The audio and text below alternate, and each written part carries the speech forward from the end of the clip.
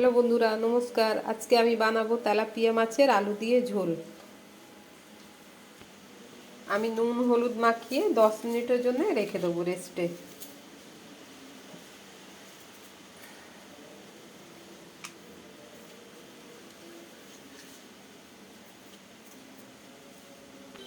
নুন হলুদ মাখানো হয়ে গেছে, এবার আমি 10 মিনিটের জন্য রেখে দেবো। কড়াতে তেল বসিয়ে দিয়েছি গরম হওয়ার জন্যে।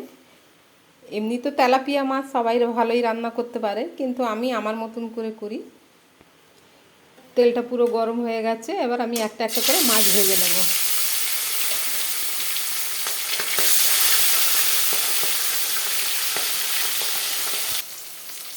আমার এই মাছটা ভাজা হয়ে গেছে, এবার আমি তুলে রাখবো। ওই মাছগুলোও ভেজে নেবো যেগুলো আরও আছে। আমি সব মাছ এইভাবেই ভেজে নেবো লাল লাল করে। আমার সব মাছ ভাজা হয়ে গেছে। এই যে আমার মাছ। এবার আমি হলুদ মাখিয়ে রেখেছি যে আলুটা, ওই আলুটা ভেজে নেব। আমার আলুটা ভাজা ভাজা হয়ে গেছে। এইভাবে আলুটা ভেজে তরকারি করলে তেলাপিয়া মাছের দারুণ স্বাদ হয়। ওই তেলে দিয়ে দেবো একটা তেজপাতা,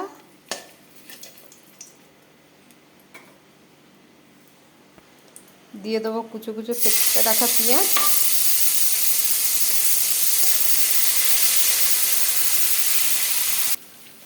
দিয়ে দেবো কেটে রাখা টমেটো,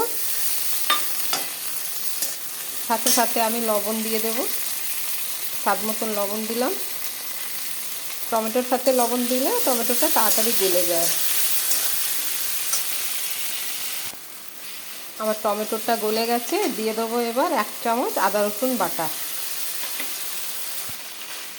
আমি এই মশলাগুলো সব দিয়ে দিচ্ছি।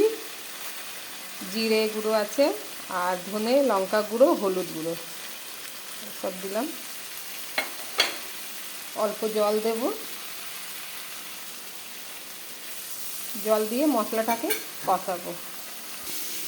আমার মশলাটা কষানো হয়ে গেছে, সুন্দর একটা গন্ধ বেরোচ্ছে ভাজা মশলা। দিয়ে দেবো আলু ভেজে রাখা।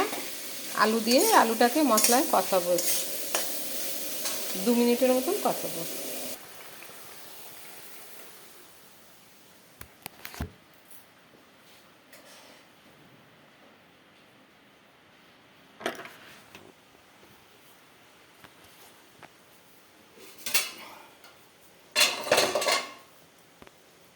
দিয়ে দেবো 2টো কাঁচা লঙ্কা। ঢাকনা দিলাম। আমার আলুটা সেদ্ধ হয়ে গেছে, এবার মাছগুলো দিয়ে দেবো একটা একটা করে। 1 মিনিটের মতন ফোটাবো মাছটাকে ঝোলে। ব্যাস, আমি 1 মিনিটেই ফোটাবো।